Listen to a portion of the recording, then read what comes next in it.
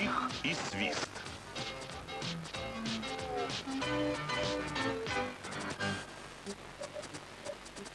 Гордон был недоволен. «Зачем это, — ворчал он, — Генри новый корпус? Я хожу со старым и ничего, а ему не нравится. Взял да укатил в мастерские, а мы тут работай за него. А теперь заявляется и сообщает всем, как он счастлив. Безобразие!» К тому же Генри слишком много свистит. Ни один воспитанный паровоз не станет громко свистеть на станции. Не то чтобы это было запрещено, просто так не принято. Все хорошее настроение Генри улетучилось. «Не расстраивайся», — шепнул ему Перси. «Я рад, что ты снова дома. Мне нравится, как ты свистишь». «До свидания, Генри!» — крикнул Гордон. «Мы рады, что ты снова с нами. Но помни, о чем я тебе говорил».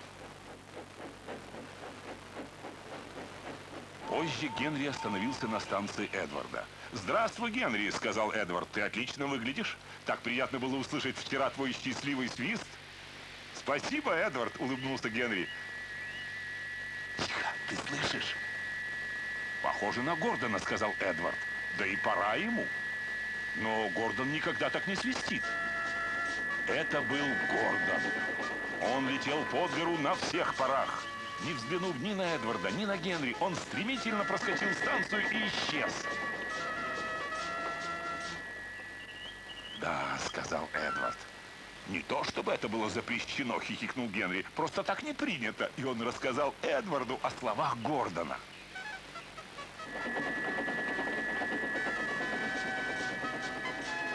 Тем временем Гордон с ужасающим свистом и скрипом летел по рельсам.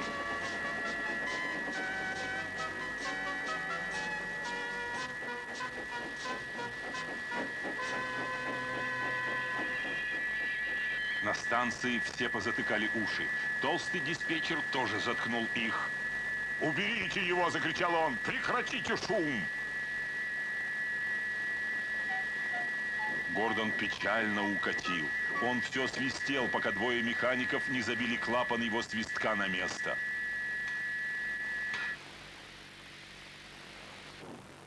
Этим вечером Гордон пробирался в депо, крадучись, и был очень рад, что там было пусто. «Не то чтобы это запрещено», — сказал Генри тихонько, — «просто так не принято». Никто и словом не обмолвился.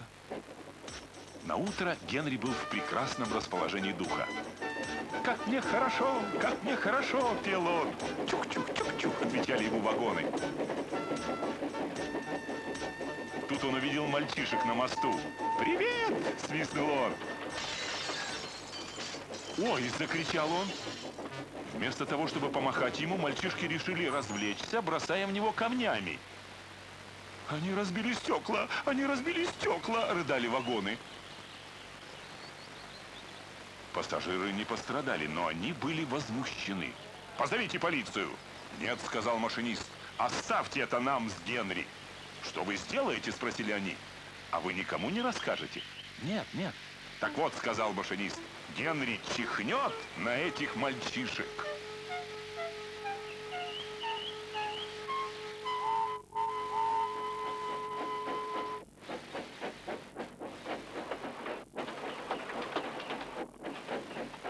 На станции перед самым мостом столпилось много людей.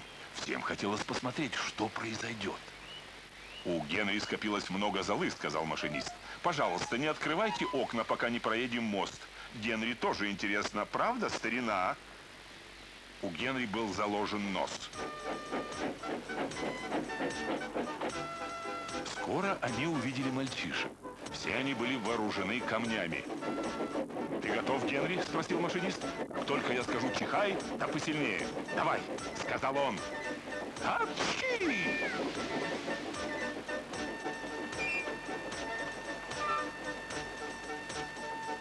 «Молодец, Генри!» — рассмеялся машинист. Генри вернулся домой очень довольный собой.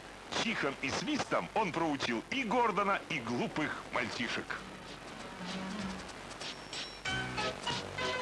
Фильм Озвучен телекомпанией «Шестой канал», Санкт-Петербург.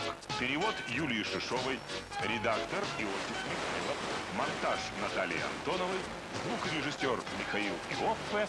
Текст читал Валерий Никитенко.